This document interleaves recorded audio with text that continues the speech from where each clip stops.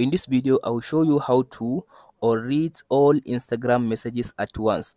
So to read all Instagram messages at once, all you have to do after you open your Instagram app like this, now tap on this message section at the top right side. After I tap on this message section, now let's say I want to read this conversation, my conversation with this person. All I have to do now, as you can see now, if I open the conversation, as you can see now, all these are my conversation with this person. So to read all these messages, all you have to do now, tap on this back arrow, close the message section.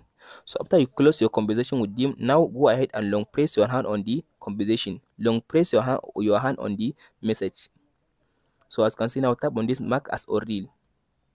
So as you can see now the message has marked as or read, like I did not open the message. So but for now there is no any option or any button for you to read all your messages on Instagram at once, but you can follow this step to do it one by one on Instagram. That's it, guys. Hope this video helps you out. Don't forget to like and subscribe. Thank you for watching, guys. We'll meet in the next video.